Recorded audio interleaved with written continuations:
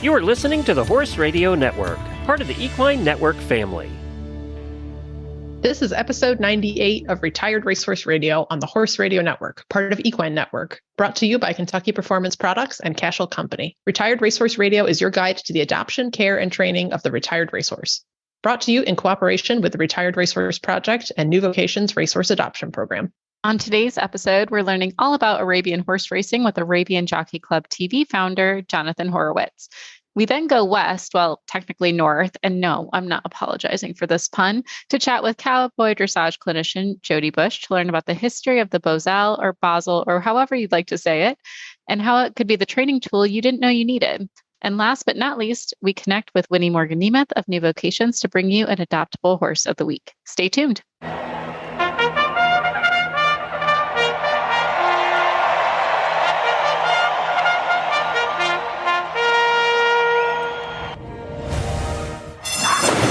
And they're off on Retired Racehorse Radio, the podcast that is your guide to the adoption, care, and training of the retired racehorse. This is Joy Orr in Detroit, Michigan. And this is Kristen Kovach-Bentley in Jamestown, New York. And you're listening to Retired Racehorse Radio. Kristen, we're already towards the end of February. Spring is in sight. It's not terribly far. How excited are you to have daylight after like 6 p.m.? It is really nice. I almost didn't turn the light on before we started recording because we record in the evenings. And if I hadn't done that, it would have been dark by now. But yeah, I think we're getting to the point where I'll be able to record without the overhead light on, which is a big deal. I'm so excited. I mean, just the fact I'm waking up and not darkness, there's like a little bit of light that's starting to happen. I'm like, all right, seasonal depression, melt off. This is great. I don't want to jinx it too soon, but Jobber's starting to shed. So Astrid decided that she was going to like pre-shed. It was super cold. It was like the beginning of February where all the temperatures had dropped. She's like, you know, what's a really good idea for me to start losing all of my winter coat that I don't even have to begin with. Helpful. Very helpful. Like, God, you just gotta keep stressing me out, but that's okay. Yeah. I mean, I did look at the 10-day forecast and I think by the time this episode comes out, it's going to be cold again. But today, at least, I was like, this is nice. Yeah. I mean, if Weatherbeetle would love to sponsor this podcast or, you know, Horseware, anyone, I'm open. I'm open for it. I will say one sign of the season was that I took my trailer in for maintenance. So you're so responsible. Well, I'm also like super paranoid and I'm not like I'm not the kind of person who can do a lot of my own maintenance. Like I do not know how to pack bearings. I don't know what that means. I just take it to the professional men and let them do it and they're fine. And I'm happy to pay them for their time. So. There's nothing wrong with being a damsel in distress. Sometimes it pays off. I'm going to just say it. Yeah, I do think these guys, they know me by name now. And I think it's because they're like, oh God, here she comes every time I come in there. But they always treat me well. So I'm going to go with it. I haven't done all that. I am getting all of my tack cleaned up. I'm been a lot better about it. I will say I'm motivated by a big local tax sale that's coming up. Ooh, are you selling or buying or both? Selling. I'm actually like really trying hard to do like a no spend February.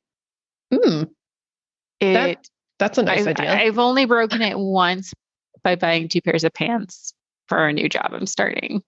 But I'm trying to think. Like that's like a soft gray cross, that's a gray area. But I have not bought anything for my horse despite all the amazing Valentine's Day sales that came up, and now we have President's Day, and I'm just like, temptation's hard. I thought President's Day was just like for furniture. Isn't that like the furniture holiday?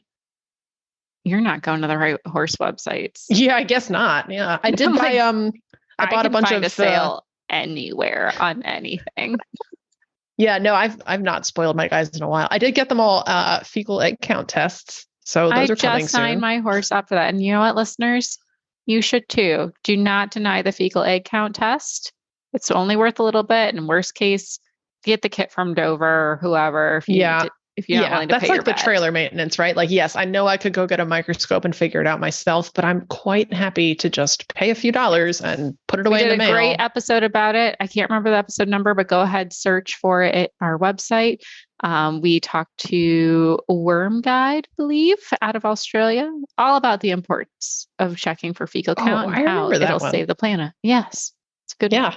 Yep. Get it done. Yep. And then we're going to do, we're pulling Coggins this week. So we're getting like spring cleaning kind of ready to go. Isn't it funny that there really is like maintenance for horses or spring maintenance? Like I just got our vet set up to do Coggins and our initial round of shots, and everything's about to change. I got to change our farrier appointments to get them a little bit more frequent, closer. Yeah. No, it's time. And these are positive signs of the season, even though there's snow in the forecast still. The days are getting longer. We're getting all geared up for the spring. We signed up for a clinic for February, which is very risky. And now, of course, the forecast has changed, and I think there's a good chance we'll be driving in the snow to the clinic, but it's fine. So I am starting. This episode comes out the day before we go. So so you might have some snow in there, but just warm. Wear your wild rag, which Kristen kindly gifted me a wild rag. I have my first wild rag, and yes, I will embarrass myself on the internet for you of learning how to style it. We'll do a, I don't know if we'll do a Facebook Live, but we'll definitely do a Zoom session on how to tie it. So how to tie it and how to embarrass me further of simple task.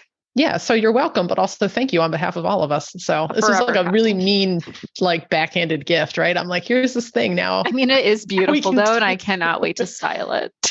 The colors really spoke. I was like, this looks like joy. Like I like it. I really do. Yeah. There's some nice blues and grays and like traditional, but also modern and tasteful. Yes. I thought it was pretty spot on. I thought you got me. Yeah. Happy Valentine's Day. It's your Christmas present. That's 2 months late, because that's how I'm rolling this year. So I'm never going to complain about a free scarf. But I'm super excited. The horse maintenance is done. Christmas presents still on their way out. It's fine. Yes. Hey, we've always put ourselves last as equestrians. That's something that we all should get better at. I mean, I probably need to go do my spring maintenance for myself.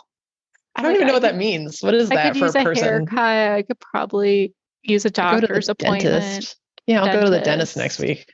Yeah. Hey, you are a step ahead of me. I haven't even scheduled my appointment yet. Yes, I do get my teeth cleaned, everyone. I just got to get my next 6 months.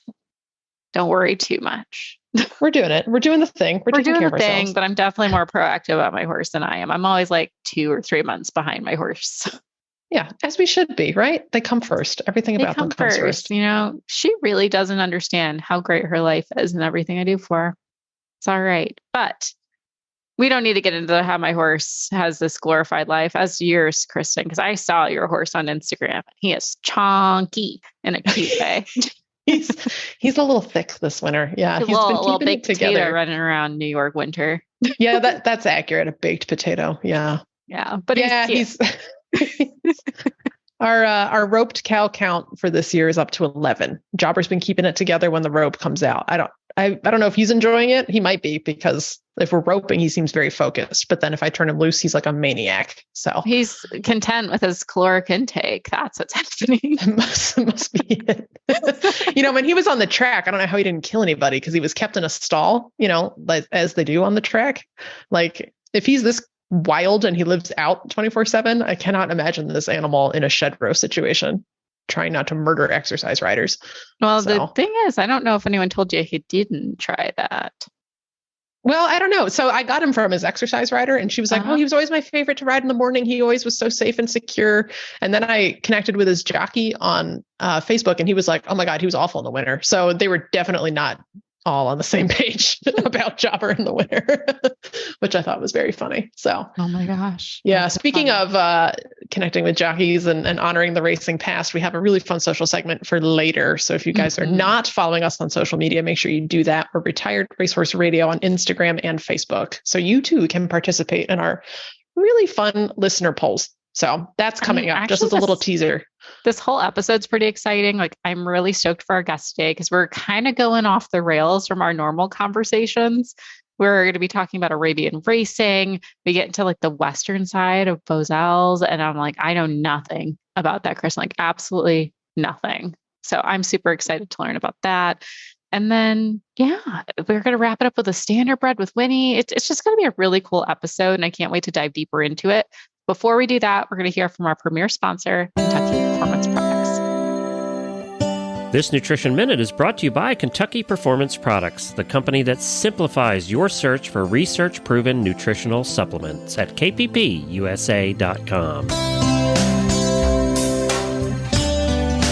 If you've ever had a horse with diarrhea, you know what a frustrating problem it can be. Finding an ingredient that works to dry up the diarrhea becomes a high priority. It turns out that researchers have found one, a yeast called Saccharomyces boulardii. It has been proven to improve and halt episodes of diarrhea. It supplies specific nutrients to the lining of the small and large intestines, and these nutrients promote healing of irritated tissues. It also supports improved starch and sugar digestion in the small intestine, reducing the opportunity for imbalances to occur in the hindgut. Nalox Advanced, made by Kentucky Performance Products, contains Saccharomyces boulardii, along with a blend of fermentation solubles and stomach buffers. Nalox Advanced is recommended for horses of any age that are suffering from diarrhea. It also supports a healthy digestive tract in horses at risk for gastric or colonic ulcers, such as performance horses or any horse that is constantly on the go and exposed to stressful situations. For best results, Nalox Advanced should be fed on a daily basis. This Nutritional Minute has been brought to you by Kentucky Performance Products. You can find all of their terrific products at kppusa.com.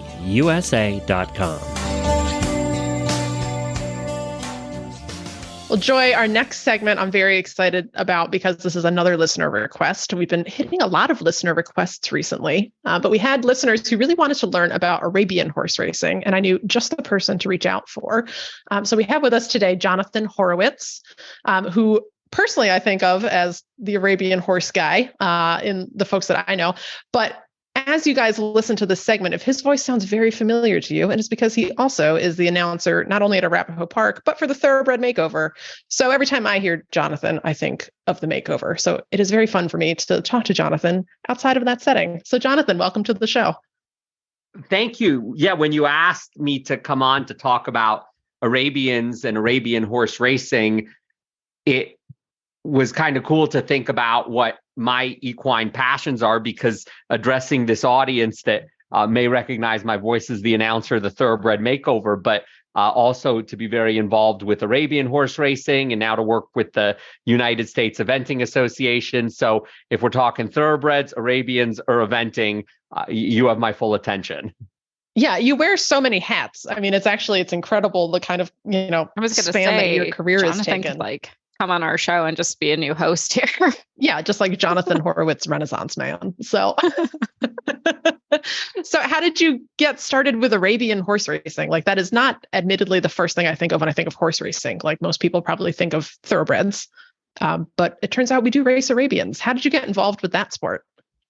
So the first racetrack that I announced at full time was Arapahoe Park in Colorado, and Arapahoe Park races thoroughbreds, quarter horses, and Arabians. So to be able to announce a variety of breeds.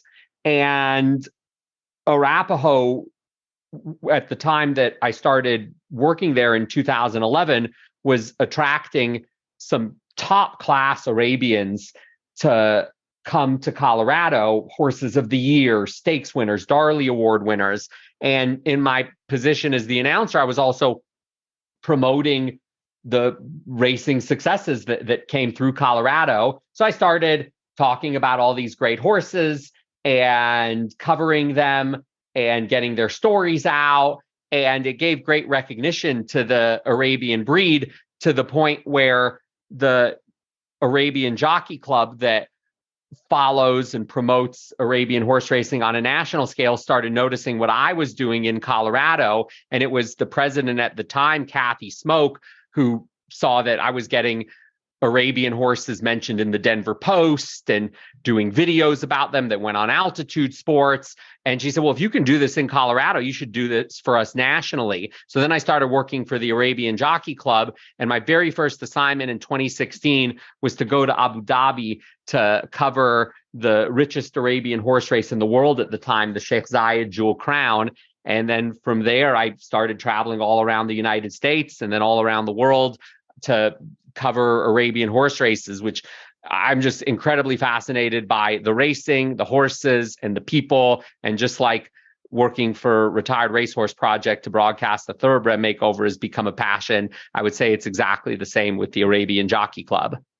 That was quite a learning curve to go right to the biggest, richest. Yeah, I'm like across they the world. didn't give you like a toe dip. It's just like chucked you fully into it.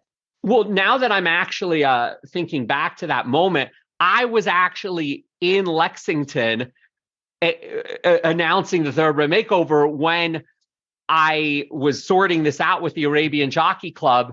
And Kathy, the president that I mentioned, she said, well, we're going to, get you started traveling in some of the races for next year, but do you think you can go to Abu Dhabi in 3 weeks? And I was like, yeah. So no, it's all coming back to me. So I had my passport with me. So I put it on the hotel bed and took a picture and sent it to them. And then they sent me the flight. So yeah, actually, now that I think about it, I started working for the Arabian Jockey Club while I was in Kentucky announcing the Thoroughbred Makeover back in 2016. It's just all racing, just racing stuff. It's amazing. Totally normal. I know, yeah, this is just a normal life, just a day in the life of Jonathan.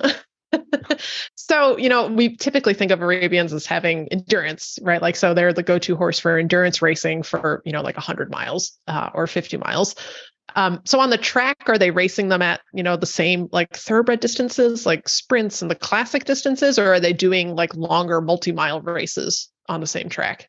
Around the world, you generally see Arabians racing in longer distances because that's where the breed excels.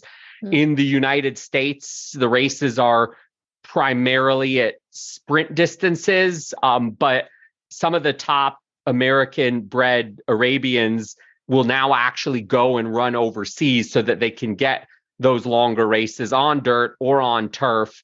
And yeah, I mean, that's the strength of the breed is the endurance and their longevity and how they hold up. In the US, you'll see mostly sprint races, but the Arabians excel more. And I think you bring out more in them when they are running at longer distances. So that does reflect kind of the strengths that the breed is known for, both within and outside of racing. Okay, that makes sense. So I'm very curious now, and I have a 2-part question for you, Jonathan. I'll start with part 1. We think of the thoroughbred racing and how the typical conformation that we're seeing, they're built leaner, very tall to cover ground. I grew up with my parents breeding Arabians for sport horses. So it was always about getting that very dished, accentuated face and having the short back and being able to perform as a reiner or Western pleasure horse. What are they breeding for in the racing world? Because when I look up a racing Arabian, it is not what you see for, your typical show horse in the Arabian world. Arabian racing didn't start in the United States until 1959. So within the last 70 years. So now it's only been relatively recently that Arabians are being bred specifically to race, because the Arabian breed is so dynamic and can be used across such a variety, whether it's, for their looks in a halter class or for pleasure or for sport, and now for racing. Breeding for a specific type of purpose will want to accentuate certain qualities. So for Arabians, they're bred when it comes to racing for their speed.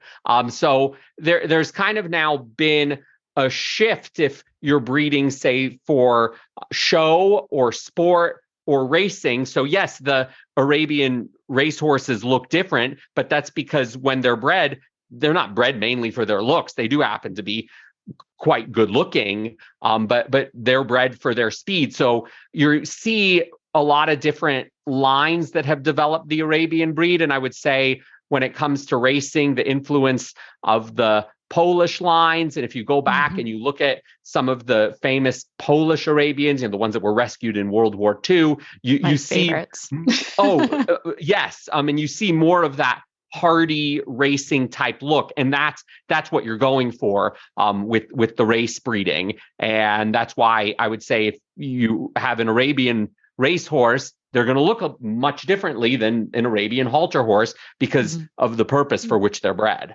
I love you said that, Jonathan, because you're going to make my dad so happy when you hear, or when he listens back and hears the Polish bred praised so well by you, because that's his favorite as well. And that's what we were breeding.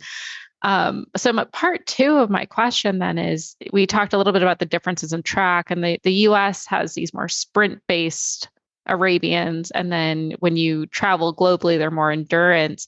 Do you see a difference in the breeding outside of the US versus US bred? And how does that work? Well, actually now, because with Arabians compared to thoroughbreds, it's much more, with AI, you're seeing actually in the United States breeding lines that have been influenced from all over the world. So, and the American bred Arabian horses are particularly strong. So actually now a lot of American bred horses are going overseas and doing well in races like the Saudi Cup and the Kahela Classic. There's all these $1 million Arabian races. And looking back over the last year, there's a horse named First Class who was bred in the United States, and he was a champion in the US. He won a 6 furlong race on dirt as a 3-year-old, which is the year that Arabians can start racing. And now he's racing overseas, and his last win was in a $1.2 million race at 1 3/8 miles on turf. So to have, and that's a strength of the Arabian breed, is that you can have an Arabian that can win a sprint on dirt and then can go a route on turf. I mean, it's really amazing to see, because you won't see that in thoroughbred racing, to have a graded stakes winner from 6 furlongs on the dirt to 1 3/8 miles on turf. And when I was in Dubai in March and on the broadcast for the Kahela Classic, and this horse won that, the broadcasters asked me, they said, well, that seems really special. And I had to stop and think. I was like, well, yeah, I guess it is, but it's also not that uncommon either with the breed, because they're so versatile and they're so sturdy. And it's a reflection of the great qualities in the breed that come out when you put them on the racetrack. It's interesting. You mentioned they don't race until 3, which I know, that's a common criticism in thoroughbred racing, that, they race at 2, they're racing too early. So is that because of the way the breed itself matures as an individual, or is that just a rule, that they set for, sort of overall health reasons, or both, I guess? It's probably some type of combination. I mean, it is the rule.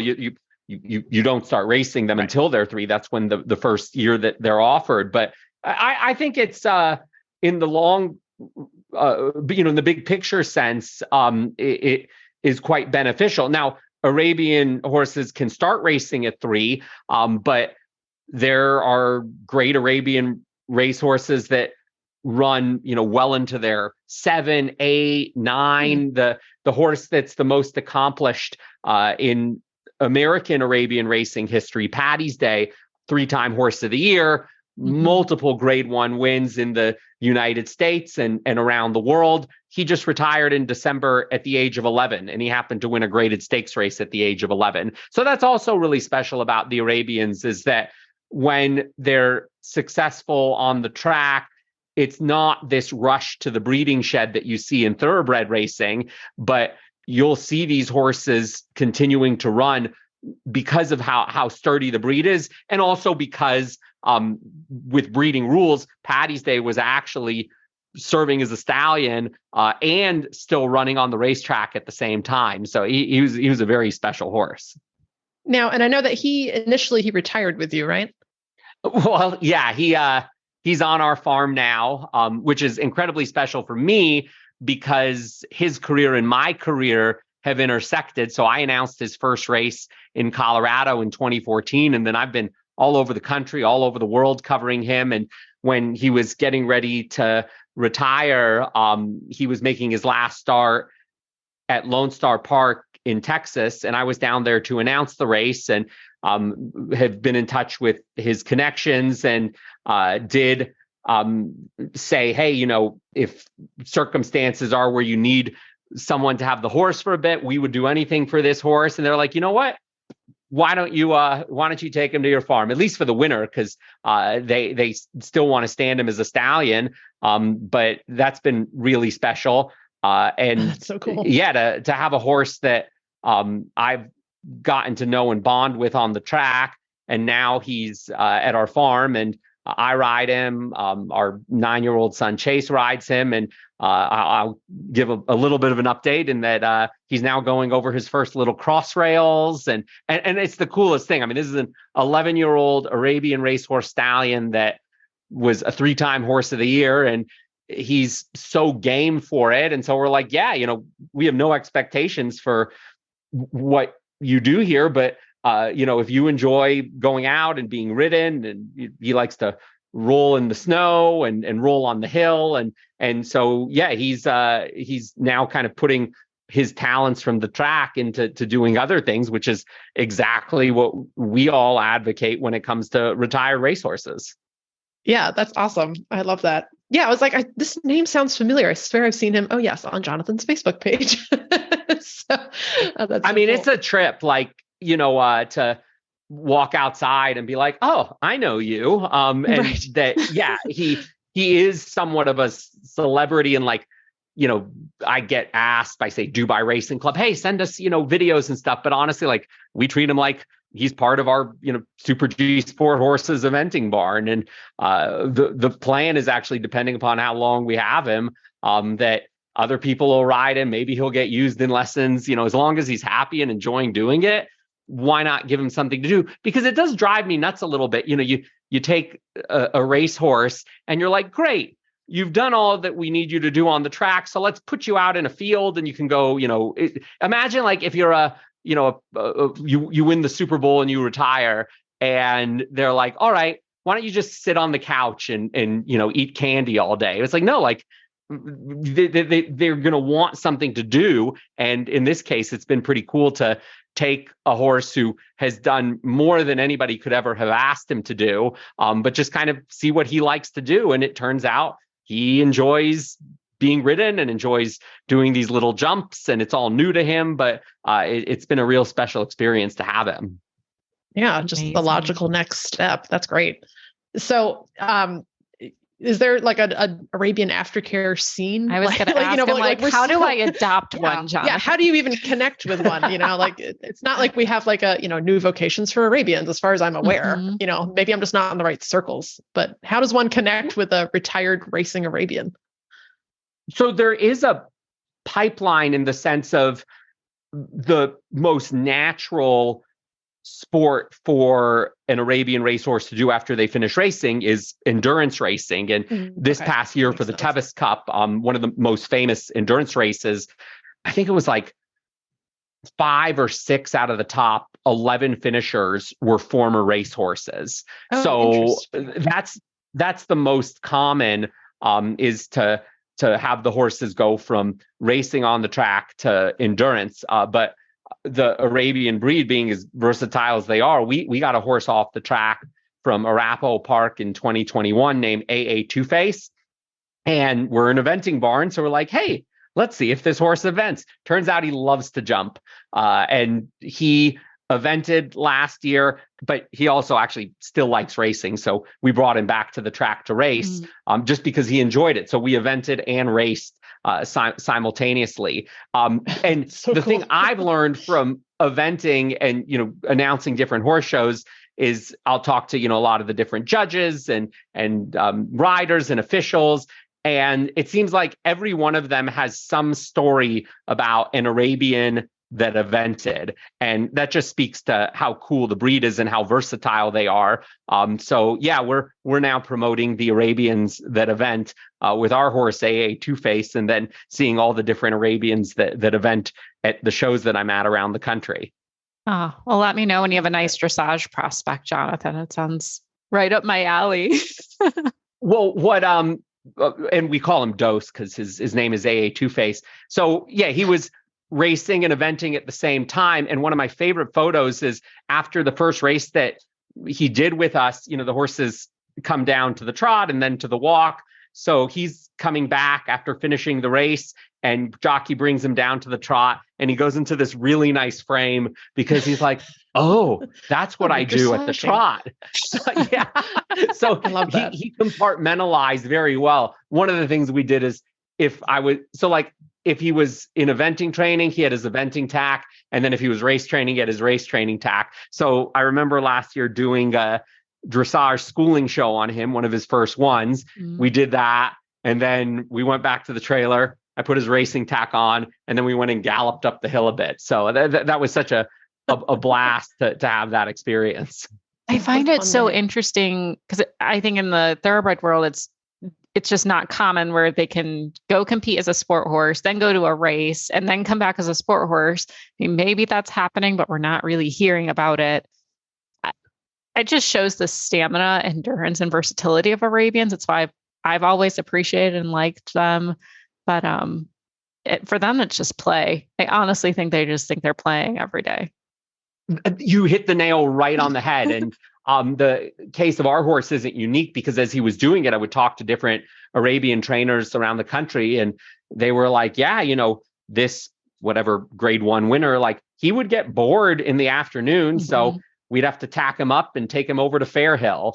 And I think it could happen more with thoroughbreds if given the opportunity, but the demand for racehorses is a lot, and sports in general, the tendency is more to specialize. And for us, it was more fun than anything.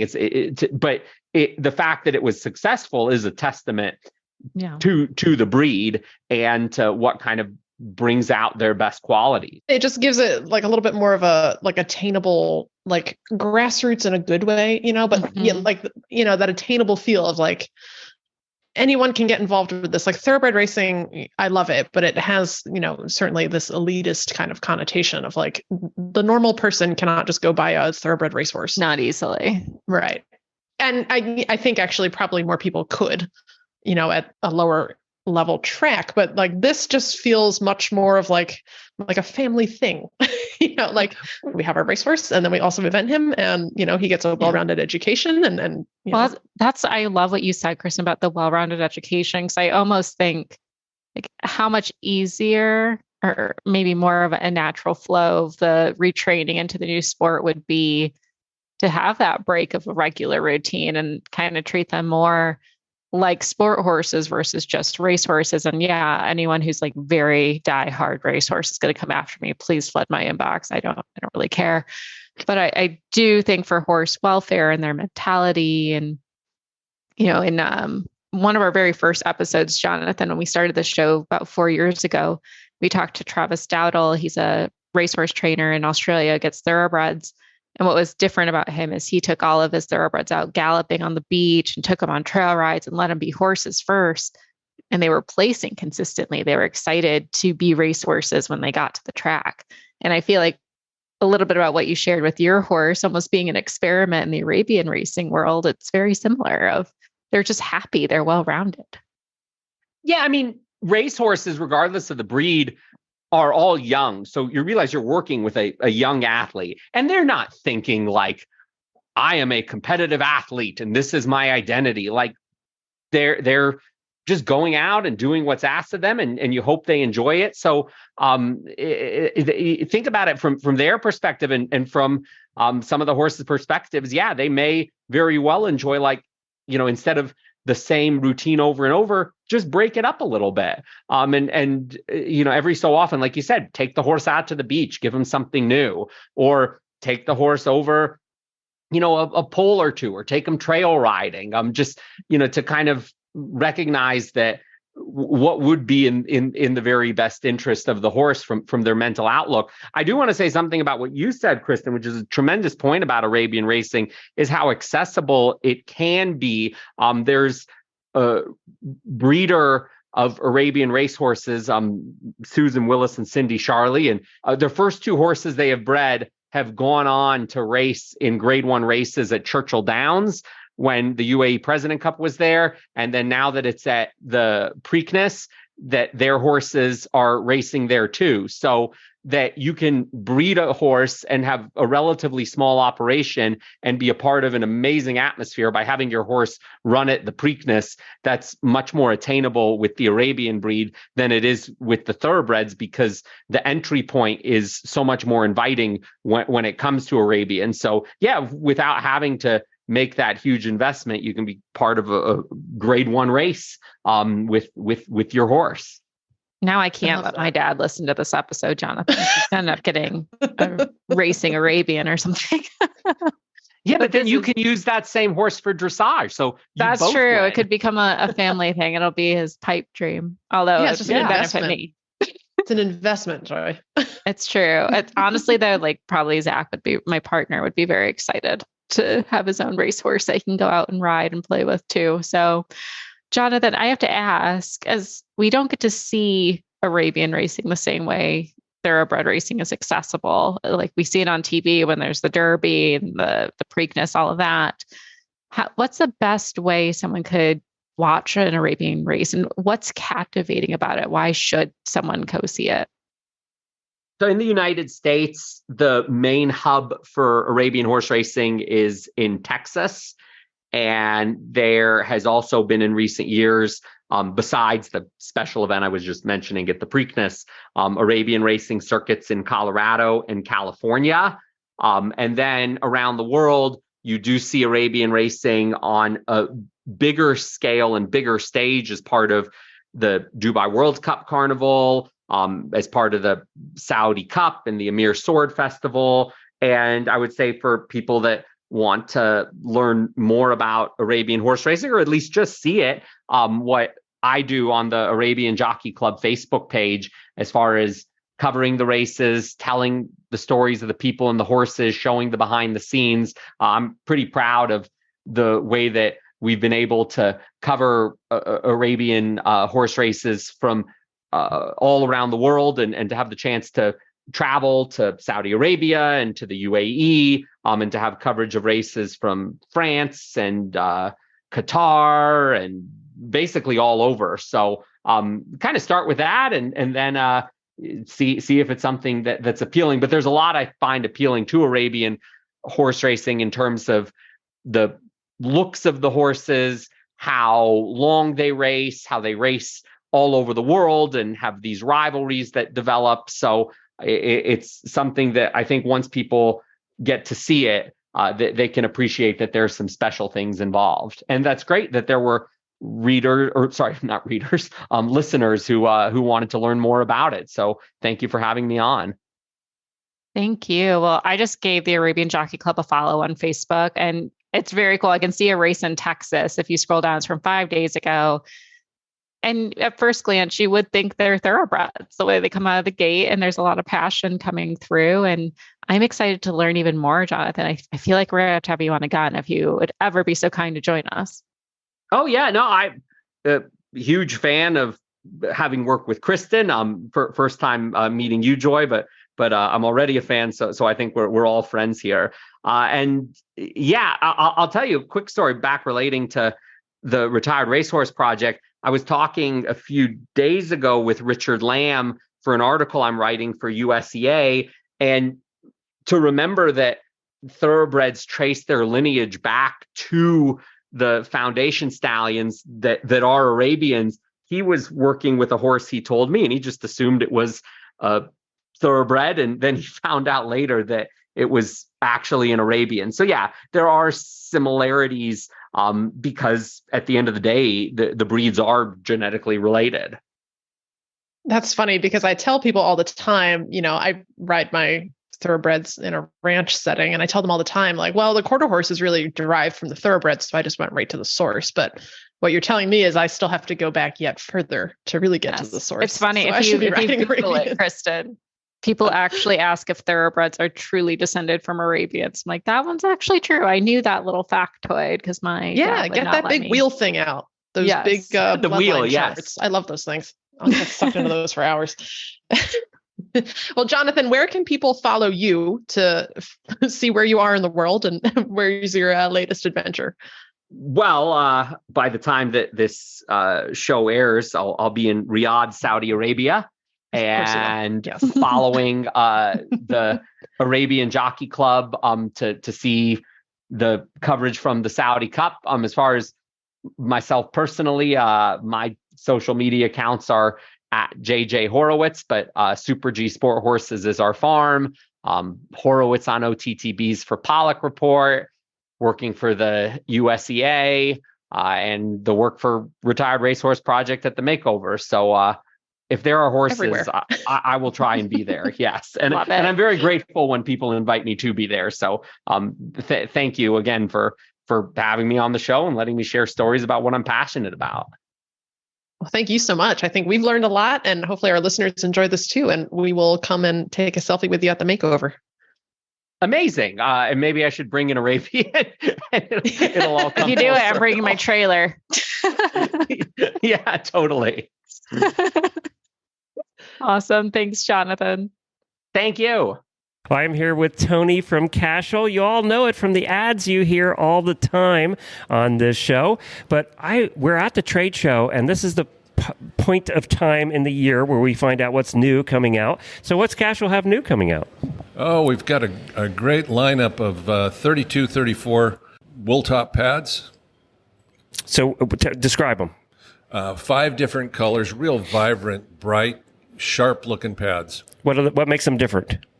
Well, it's the fill. The wool felt on the inside is a natural felt, and the fleece on the bottom is 100% merino. Oh, really? Okay. So these are soft and squishy pads. Well, not real squishy, but soft, and they do absorb shock and saddle fit. What would they retail for? What are those? That's about 119. That's the right price. Yeah. Anything else new with Cashel coming out? Oh, we've got more saddle pads coming in the fall, new strap line coming in the fall. It's a two-tone that looks great with a great buckle set on it. We're always in development, so there's so many projects in the works. What's still your most popular product? Is it still always the same things year after year? Fly. You bet. Yeah, fly that's what we all. always it. That's how I knew you in the first place was fly masks. Yep.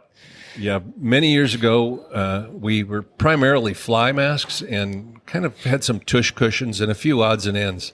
Today, we've broadened that offering to saddlebags, strap, headstalls, breast collars, bell boots, leg protection, and it continues to grow.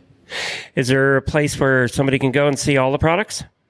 CashelCompany.com will give you a good offering. There you go. Well, thank you, Tony. It's been fun seeing you again. Hey, thank you. Good to see you. Joy, I'm very excited for our guest today. This is based on a listener request. So I posted, I think, sometime in the past couple of months on our social media, just a picture of my little standardbred Wes in his Bosal setup. And we had a listener comment like, please tell me more about this tech. I would like to know all the ways of this particular piece of Western equipment. And in my mind, I was like, I have the perfect guest for this. So we have with us today, Jody Busch. She trains horses and teaches clinics in Saskatchewan, Canada. She would describe herself as a horse crazy 4-H kid who never grew out of it, which same.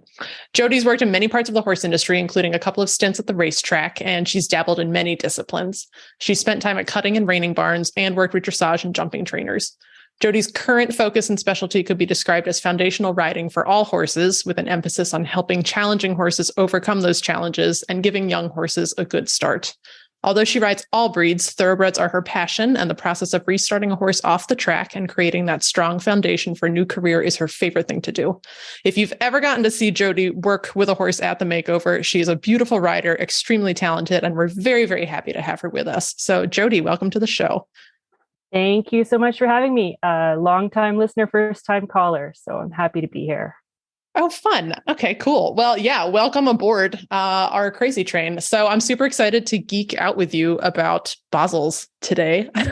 I have to pause, Kristen. Is it Bosals or Bosals? Well, see, I was like, we can address this right off the bat because I don't know that there is a right or wrong in my experience. I feel like it's Jody, like what do you know? a territory-based, like regional thing.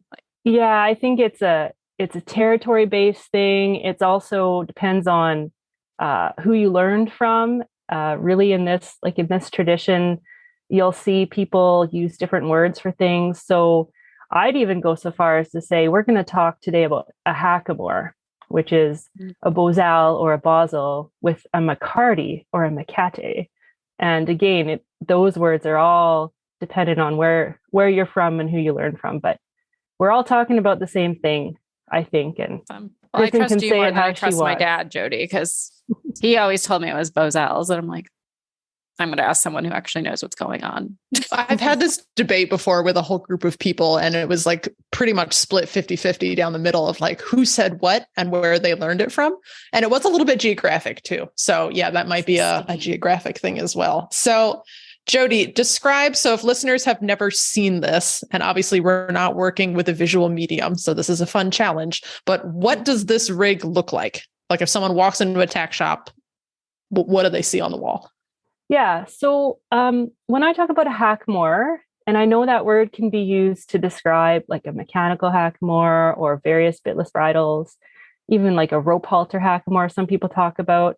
When I'm talking about a hackamore today, we're going to be talking about a bosal and a McCarty. So those two things together make up the hackamore, and that's the entire rig. So the bosal is a rawhide core that's braided over top with either rawhide or leather or rawhide and leather. There are some, and I would say that these are very much not the traditional ones and not the ones I would recommend, but there's some that have other styles of core. But for the purposes of what we're going to talk about today, we're talking about rawhide core with leather rawhide braided over top of it. It looks something like a teardrop shaped noseband. It's firm, but not stiff. Like there's definitely some give to them. And then the McCarty is basically your reins, but it's a special setup. It's tied to the bottom of the bosal. There's a loop rein, and then there's a get down rope or a lead rope basically that comes out the front. So when you're riding in your hackamore, if you need to get off to do something, you've kind of got that built-in lead rope. And see, here's another difference. So I've always pronounced it McCarty. Those can come in horsehair if you're like super traditional, or all sorts of other materials. Like I use a nylon one just because it's easy to clean. Yeah, for sure. Horsehair is traditional, and I love horsehair. If you live in a really wet climate, horsehair is not ideal because when you get it wet, it becomes very stiff. But where I am, it's dry, and so horsehair is really nice. It has a nice feel. The horses feel it on their neck really well. And then you can have anything else, basically anything round. So you can have nylon rope, yacht braid rope, climbing rope, braided paracord. A lot of people use kind of braided paracord. It gives it the similar feel to mane hair because it's braided, but it doesn't have that same issue if you get it wet. Yeah. So yeah, and anyone who's like, what on earth are they talking about? We are going to put some pictures on our social media too, to make sure to back all this up. And of course, if you look back in our either account, our Facebook, Instagram, or in our story from time to time, you'll find the whole rig on some of my horses as we go. So the difference with a bosal versus other hackamores, because you're right, a lot of people are like, oh, a hackamore, or oh, a bitless bridle. And when I get those comments, I'm always like, yes, but, and it's in that like, yes, but part, I think, is where the difference between this particular hackamore rig and other sort of the world of bitless bridles, there's a lot of difference there. So how does the bosal action work that makes it a little bit different from, let's say, like a mechanical hack or even just a rope halter? Yeah, so a hackamore, the idea with a hackamore is that it's like a signal device. So the horses are supposed to, in this tradition, they're supposed to respond off of signals. So there's not a lot of direct pulling. There's not a lot of holding. It's all about signals and the way The hackamore is balanced on the horse's nose. When you pick up the rein, the horse will feel that because of the balance. And when you release the rein, it releases very quickly. And so it's not a leverage device like a mechanical hackamore is, but it does pull from underneath the horse's chin. And so it can encourage sort of those like shorter flexions in some ways because of the balance. It's not like a constriction device like some bitless bridles. You'll know when you pull on them, they will actually constrict on the horse's nose. So it doesn't do that. It fits, something like a hat. And it's not the same as, say, like a halter or a side pull, which I use halters and side pulls all the time. I do like them. But it just has a different kind of a signal. It's not quite as lateral as, say, a side pull, for example. Yeah, that's a great way to put it, especially with the signaling, because of the weight and the balance and the way these things are constructed. And yeah, all this is doing is giving me ideas for things to put on our social media. But, we're going to have to, show a video of how the action works on these, because you're right. As soon as you lift a rein, that's going to give the horse a signal. And it's up to you as a rider, of course, to be very wary of the signals that you're giving. So I hit on one word that we've both repeated, I think, at this point. It's tradition. So it's kind of fun to me to have this piece of tack that is not just a piece of tack. It is part of a long-standing horse training tradition. So can you speak a little bit more about that? Because I know that you are a huge aficionado of this whole process and how unique it is. Yeah, and not so much even just a piece of tack, but a piece of art. Yes. And that's something that I love about it. I'm not a bling person. But I do love the fancy bits and the fancy braided nose knots and all these things. So I love the idea that I can get, an artisan to make me a piece of tack that's going to be similar to something people were using, hundreds, and probably hundreds is fair, at least 100 years ago. So the tradition comes out of California, and it's sort of based out of a Spanish riding style. So it was the Spanish folks who came to California and established the big ranches, took the Spanish kind of style of riding, which would be, in that sort of bullfighting kind of style. So that Baroque, very upright horses, the nice arched necks. So they took that Spanish style and they adapted it to the California ranches.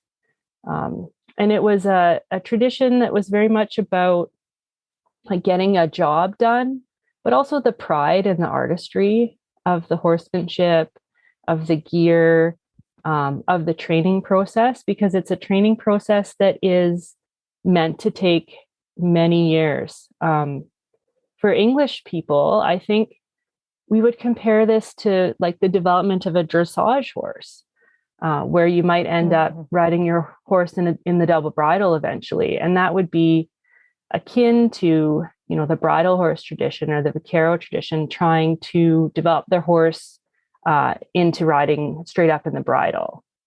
And that in and of itself, now we're going to have more people being like, oh my gosh, what on earth does that mean? So don't worry, because we're already planning a part 2 to revisit this tradition.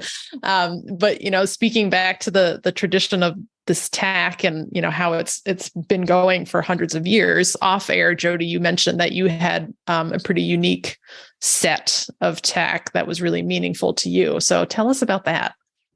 Yeah, that goes back to when I first got my horse Joe for the 2018 thoroughbred makeover, and that, Kristen, is where I met you and Jobber, yes, of course.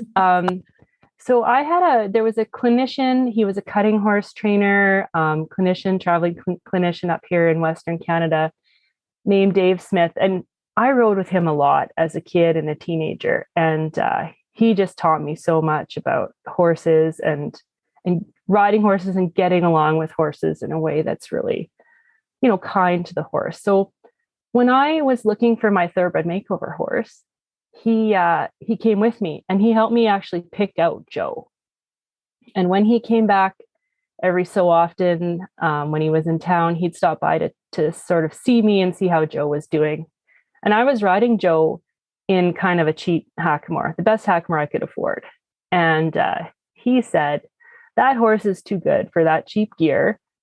And he brought me this beautiful bridle bit and 2-rein setup. And he just handed it to me. And he said, you ride him in this in Kentucky.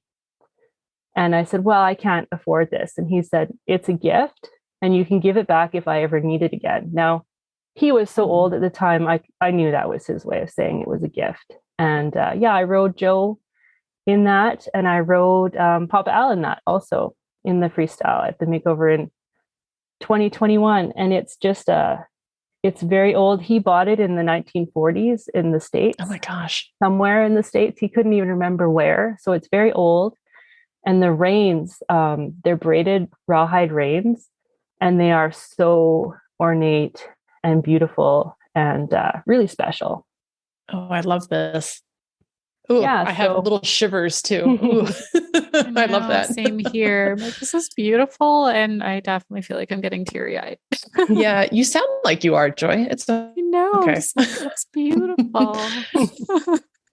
But I love that comparison, with that and bringing along the dressage horse, because I know we do have a lot of English-based listeners who are familiar, of course, with that long, slow, careful, thoughtful progression of a well-schooled dressage horse. Like you don't just pop the double bridle on them right away and trot down the center line like that. That process takes a long, long time. So, and the hackamore is meant to be a step in that process. So if you're following that traditional vaquero progression, do you start with the hackamore and then move up from there? Well, that is $1 million question. And that really depends on who you ask. I don't think there's a right answer. I've done either. And so there are those who would say that traditional vaqueros didn't use snaffle bits.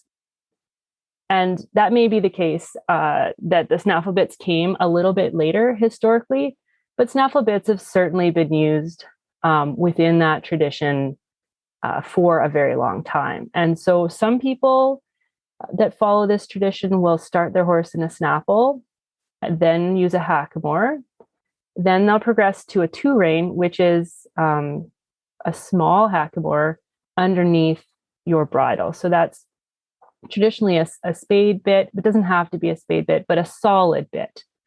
So you use the hackamore for most of the time, and then you might pick up on the bridle reins every once in a while, use the bridle reins.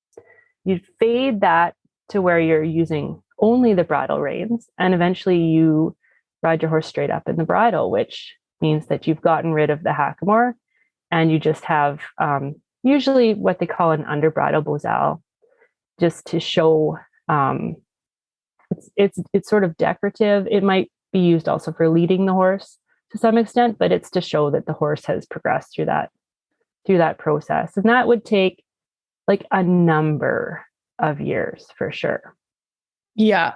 I think this is one of the reasons I'm kind of drawn to this tradition, because like it takes the time it takes, and it's okay if you're in one quote unquote stage or step for a long time. Like I'm only just now getting to the point where I'm comfortable not in the snaffle.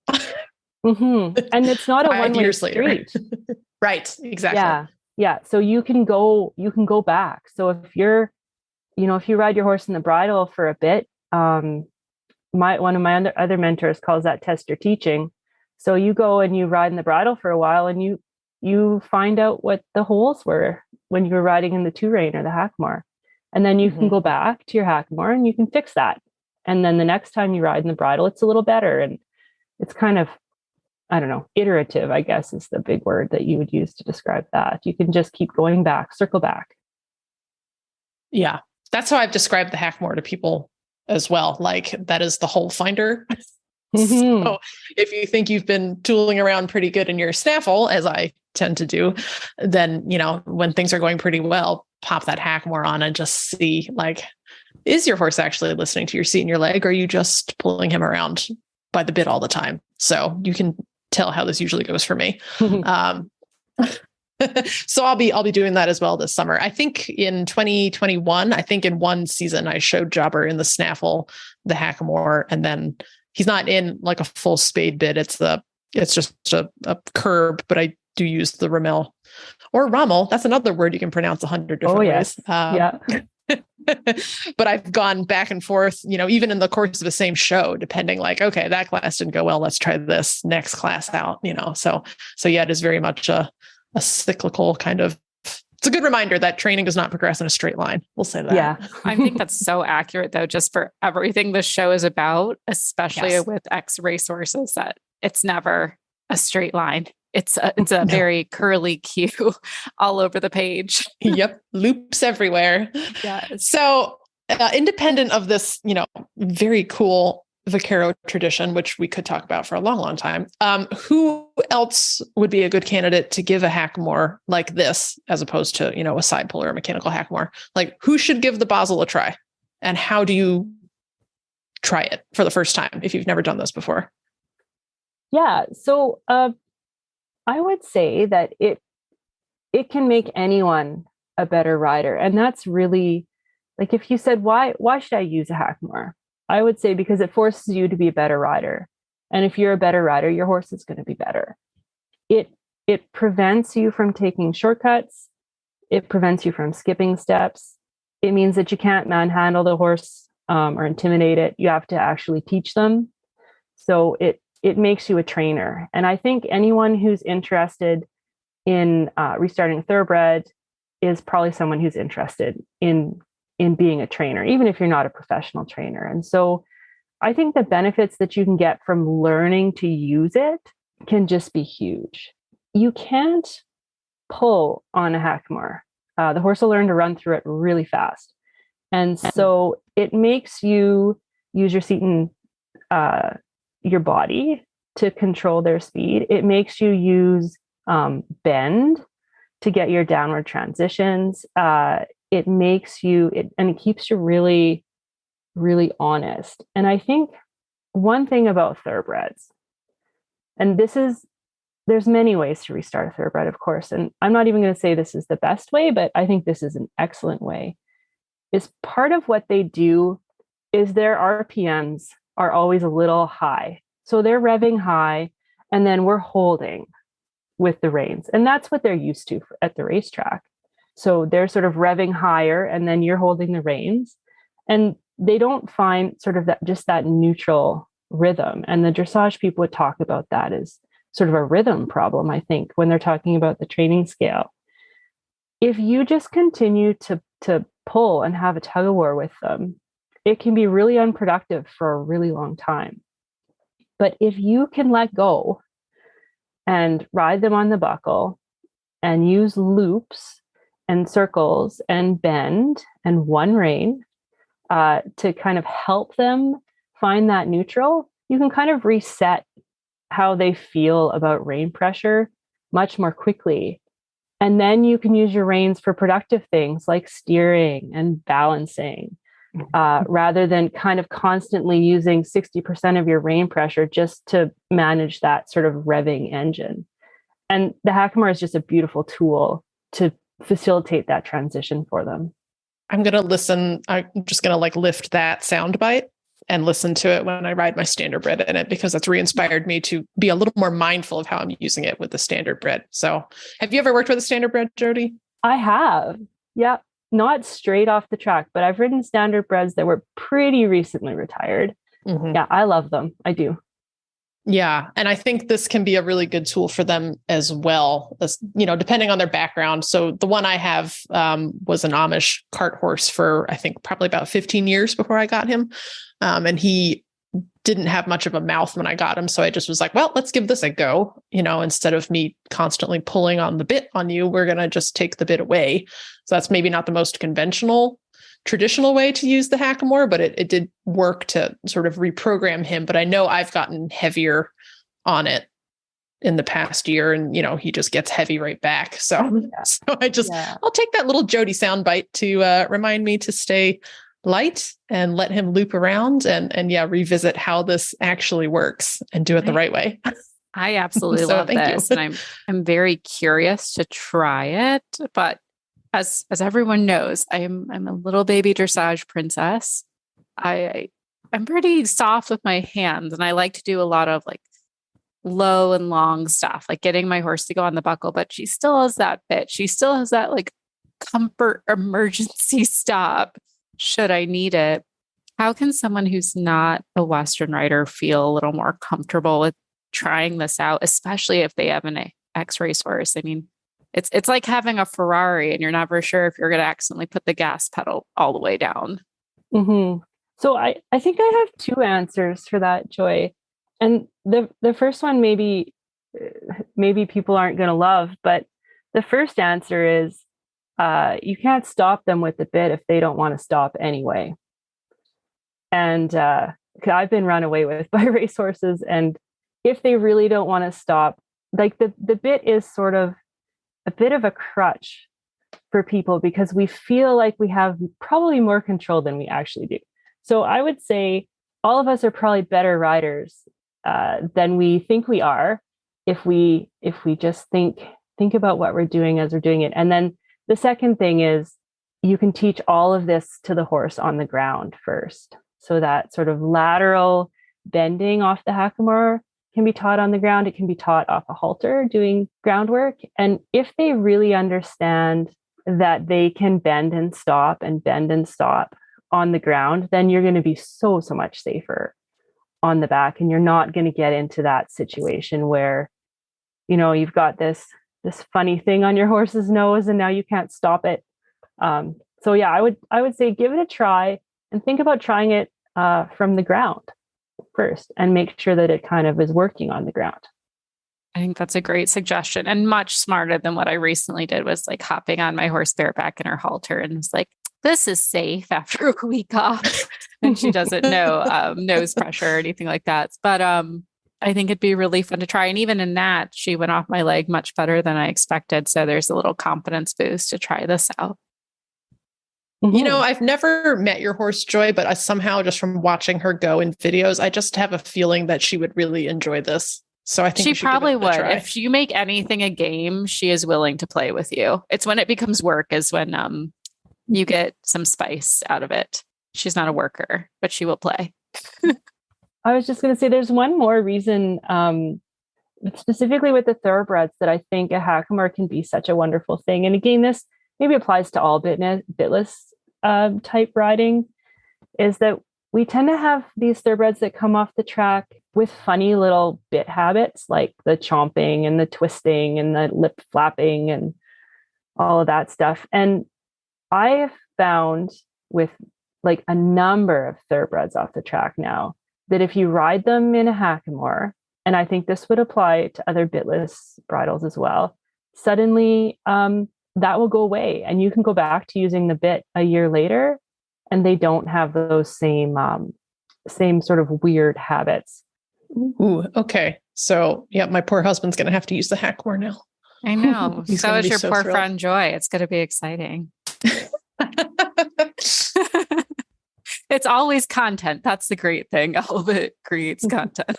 But so this has been Jody, absolutely fascinating. Really has been. Yeah.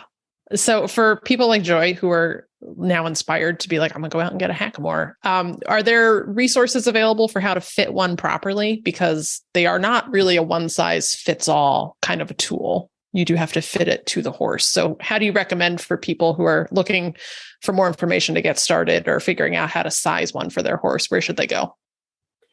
There should be lots of websites. I don't want to be an advertisement for Martin Black, but his website has some really good information about, fit, where they sit on the nose, how they should fit, how you shape them, how you tie them. Sort of an 11-inch hackamore is a pretty standard size, but your big-headed thoroughbreds might need a slightly bigger one. I have a 12.5-inch one that I tend to use on the bigger horses. They're made for quarter horses generally, and so they tend to just be a hair on the small size for our bigger horses. And you can adjust them. One of the beautiful things about them is when you tie your McCarty on your hackamore, you can add and remove wraps so that it fits either, more snug or more loosely. And so although one size doesn't fit all, you can definitely fit it to a variety of horses by adding and removing those wraps. Okay. And I still need to watch a YouTube every time I do that to make sure I'm doing it the right way. Because do you always, I'm going to FaceTime untie it? No, I don't. I tend to leave it tied, especially because it's a nylon. So I'm like, well, this is fine. But I do have to change the wraps if I switch it from West to Shorty, because they're just two different sort of like muzzle sizes at that part of their face. So, so when I do, I'm like, uh-oh.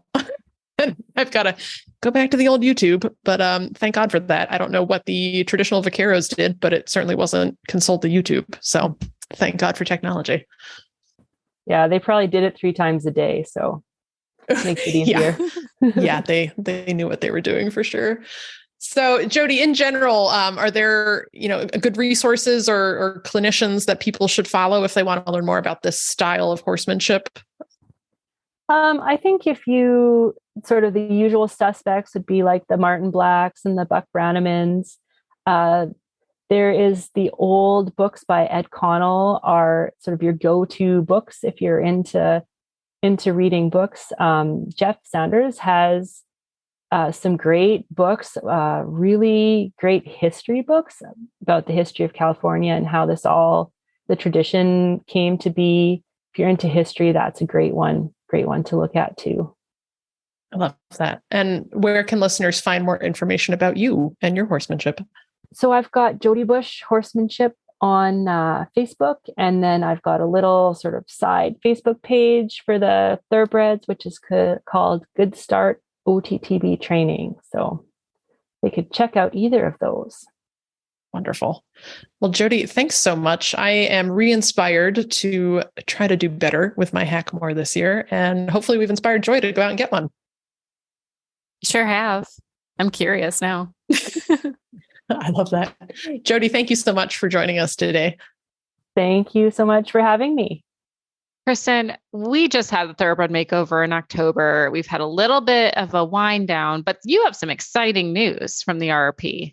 Tell us what's going on. Yep. So you guys are hearing this on February 25th. We are recording this on February 15th. And if you are a thoroughbred makeover trainer, you know that is the day that trainer announcements come out. So today was a fun day of rolling out trainer announcements. We're very excited to welcome 512 trainers to the makeover this year. I feel like it always goes up like every year, which I guess we are having a double makeover again. Who would have thought? Not so much a double makeover, but we do have the broodmare division, which is going to compete alongside the traditional retiring racehorse division. So that is what I meant, Kristen. Yeah. So they have their own pot of $10,000 that they're competing for, but they're going to compete alongside the regular horses. So ideally, if you're looking at the field of horses competing, you won't be able to tell visually which ones are the broodmares. So we're going to see how that goes. This is the pilot year for the broodmare program, but we're very excited. We've had a bunch of people already committing, and we have horses already signed up. So if you go to the rrp.org/entries, you can view all of the trainers who were accepted this year. And as they register horses, those horses are going up on the website. So we've got some really cool horses on there already. And of course, plenty more to come. So given the nature that it's, a green horse competition, obviously those numbers are going to change a little bit. But as of right now, those 512 trainers are signed up to bring 536 horses. Wow. So we're looking forward to a great makeover again. I'm looking forward to our next batch of Spotlight Riders, Kristen. Oh my gosh. This is going to be so much fun. I can't wait to meet them. We haven't met them yet, but they're already our family. So we're excited to connect with some new trainers this year and hopefully maybe revisit with some of our old ones, because it looks like some of our old friends are back again for a second or third or fourth year. So stay tuned. We'll have more on the makeover soon. Kristen, I absolutely love everything that's been happening on Instagram lately. Like, we have the best followers, also on Facebook too. Like, you guys have been chiming in as well. And I know that you set up another fun question, kind of playing off what we did last episode about our barn nicknames for our horses. Tell us what you asked this time. Yeah, and this can be a little bit of a hot topic sometimes among the retired racehorse set. So I was interested to see how our listeners responded. So first I asked, do you compete your horse with his jockey club or USTA, so standardbred registered name? 78% of respondents said yes, they do. 22% said no. So next, I wanted to find out why that was. So the second question was why or why not? And we got some interesting responses to that. So kind of the standard was it fits her and it's not embarrassing. So always a winner. Lucky them, because I'll tell you, I'll ruin it for everyone. I was a no. I do not use my horse's Jockey Club name because I hate it. Yeah, I know. Yours was like, I was questionable. So, and there's like responses like that. It's not terrible. It's not great, but it's not terrible. And then we get into some really good responses. So, and these are ones I tend to agree with myself. So, Rochelle Martel responds, I kept her Jockey Club name as her show name in honor of her famous grandmother. So, of course, I didn't ask what the horse's name was. But if this horse is descended, from a well-known racing mare, like that is awesome to keep that name as the tribute.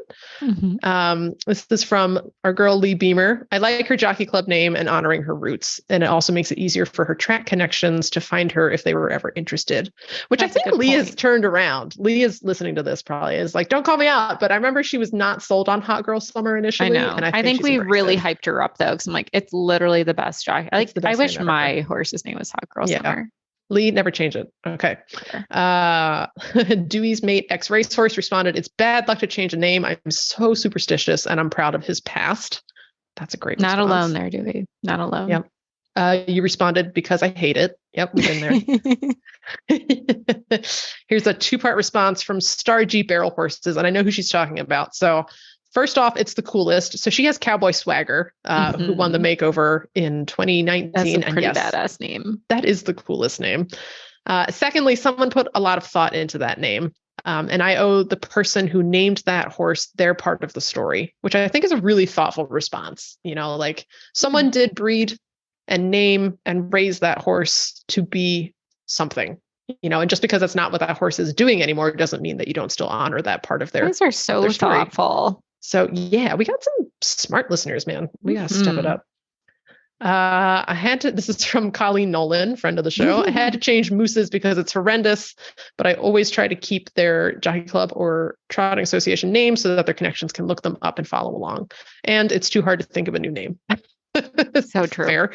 Yep. I do know, I think Moose, if I remember this, his Jockey Club name is like Run DSC. It like doesn't make any sense to anyone. So I can understand changing that one. Yeah. And the last one, this is awesome, from Beebling Beadwork, because I cannot top the name Flu Powder, and who would want to? That is a good name. Yep. I'm just going to drop the mic on that one. Just letting that like little Harry Potter nostalgia sit. I love that. And I've met Flu Powder. He's cool. So you should definitely continue to call him Flu Powder. He can't ever be called anything else. I love it. Well, if anyone wants to get their own shout out on the show or participate in any of these fun conversations, because I will say we started with only a couple of responses, and those 12 people who are always there, we see you, we love you, thank you. But for all the newbies who've been like coming in and adding their voice, thank you so much, because we really do love engaging with each and every one of you, whether it's Instagram, whether it's Facebook, and feel free to just message us individually. We love that too. So follow us on Facebook and Instagram at Retired Racehorse Radio and join in on the party. Don't miss out. Don't have the FOMO. Well, I still have failed to get a proper theme song for this part of the show, but we are back with new Vocations. And today we have Winnie Morgan Nemeth, who runs the standardbred side of things at New Vocations. Welcome back to the show, Winnie. Thanks for having me. It's always a pleasure to have you. And I know we normally start with a training tip, but you are doing something very fascinating today. Do you want to tell us a little bit about where you're at and what you're doing? Sure. I've been in Springfield, Ohio today attending the Blooded Horse Sale. It's run by the Blooded Horse Sale Company based out of Kentucky, Wilmar, Kentucky. And it's a small sale. They ran through about 210 horses today, and it was held in Springfield, Ohio. It basically was race horses, some brood mares, some 2-year-olds that just turned 2. So they kind of look like yearlings, some mares in foal, just a whole menagerie, but all registered standardbreds. This is primarily a racehorse sale. So people that were there are either looking for racehorses, and there are a lot of Amish there. Amish are also heavily invested in both harness racing and the breeding business, is using for buggy horses. So it was just a wide variety of horses. I saw like some of the coolest things was I saw a few really pretty chestnut standard breds. I don't usually I feel see like that's those not very common. Like they're almost always black or bay. right? Some pretty That's chestnuts. exciting. So that was cool. Some mamas heavily in foal that are like, oh, they look like they're gonna pop. They're due in about a month or two. So some farms, just don't need all these mares and babies, and of course they're looking at those as race prospects. So quite a few Ohio breds. We had some Pennsylvania breds, for those wanting to race there. So it was, it's always interesting to see what is in the sale. And, like I said, you can buy a racehorse that's racing. You can buy one that just retired, or you can buy a mare in foal, brood mare, 2-year-old, kind of what the sale was. Well, it's definitely not the same as Keeneland, which most of our listeners are probably familiar with. I mean, I don't know who doesn't know the Keeneland sales, but it is very interesting to hear kind of a smaller size sale. And I would imagine there's some real stunning looking horses who are there. Is there any that caught your eye that you're like, man, I wish that horse was in my barn right now? Not at this particular sale. I would say this is a good lower level. Like I said, there's Amish there. So it's not it's a good entry level. I know people that have purchased their first standardbred racehorses there to race. But we do have those types of sales. Those are all in the fall. Like at Fasig-Tipton in Lexington in October. That sale will run for 5 days. Those horses can sell for $1 million on the first night. That's when I see the babies and the prospects that I'm like, I wish I could have that. I would say today, if any, just my heart goes out to those brood mares. I saw some beautiful brood mares, very well taken care of. They looked wonderful. And, some were in foal to some nice studs. So that would probably be what I would have liked if I was buying something today. So I always feel like there's always a little bit of a gamble when you get a mare in foal. That's also so exciting. Like, yeah, I know, especially I watched Dream Horse last year when it came out, and I'm just like, oh my gosh, like I want to just have another little baby. And then it does miraculous, amazing things. Like by miraculous and amazing for me, I'm just like, it gets up and runs around and like fills my heart with joy every single day. But right. I know. So yes. That dream, getting that inspiration is always really cool and exciting for people. So absolutely. Yeah. Well, so much fun. And I'm sure we'll see some of those horses potentially end up at new vocations when their career ends, which is going to be also exciting for you to almost get a sneak preview and maybe remember some names. Yes. Yeah, possibly. It's happened for sure. We used to be nice that people, if they were going to come to the sale and they had a horse to donate to me, they could bring it along. And then, I would make sure that it got shipped to one of our new vocation farms in Ohio. So we kind of offer that too. We had a table there. And so we had some of our t-shirts for sale, and, it's just good to network and talk with people too. Love it. Well, speaking of new vocation horses, Winnie, we are talking about such a little cutie patootie, and we have today with us ROCKINSOMEWHERE. Tell us a little bit about ROCKINSOMEWHERE. So ROCKINSOMEWHERE is a cute little package of a horse. He is by Rockin' Image, who's a beautiful black stud that stands in Indiana, out of a Sun Beach Somewhere mare who was like top piecing bred line. He did quite well for a young horse in Indiana. He only raced 29 times, but he did 2 years ago, at the end of his 2-year-old year, he did have to have a screw put in his ankle, and he just did not come back like he should have to really compete. So the owner sent him to us, and he's got the screw in the left front, but due to the pounding and he was still in training, right front ankle started bothering him. So that's why they retired him. We have x-rayed it and looked at it, and our vets feel he will be 100% in probably 8 months to 12 months. Right now, we're just riding him at the walk. He gets turned out. And so we're promoting him as a rehab horse. But down the road, I feel, things look good that he'll be able to do. I mean, he's probably not going to be a jumping horse, but like a trail horse, or like we're showing him as an in-hand and an obstacle horse. He loves it. He's fearless. He is, going over poles, backing through poles, side passing, and also going through the gate with a rope gate. So you can watch his video and see what he's doing. And, if somebody has the patience and is wanting a young horse that's really wants a job and is willing, and maybe not, ready to be trotting and pacing or cantering, giving him a little bit more time to mature and grow up, he's going to, be a very nice horse for sure. He's so cute. I'm watching his obstacle video right now, and he looks like he's ready to go to like an equine trail sports event tomorrow. Yes. Oh, I could easily see him being a cute Western horse, or just, depending on the right fit, because I do see that he likes to have some of his own ideas in the descriptions, but overall he's very, very pleasant. But he could be a really cool 4-H horse someday too. Oh, definitely. Yes. He has so much potential and he's so young. He was jogging great, with no problems, but I just, knowing what he's kind of been through, just giving him some time to continue to mature is just going to benefit him. But we've got him started really well under saddle, and, it's just been really fun to see what he likes to do. Yeah, if you guys are listening to this and feeling like, leery about it, go back and listen to our new Vocations panel, about the quote unquote limited horse, because, they're really not that limited as it turns out.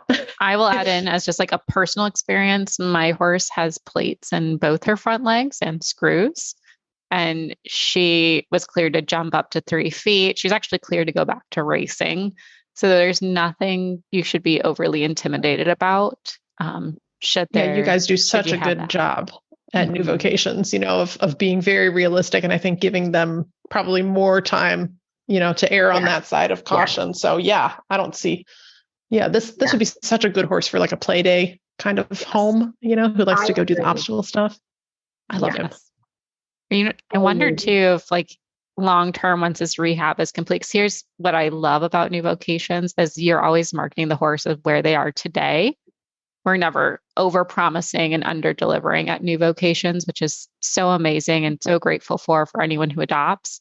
But I, as someone who has a horse with a similar type of situation after she had her rehab and was able to come back to work, also a New Vocations horse, I'll add, the sky could potentially be the limit.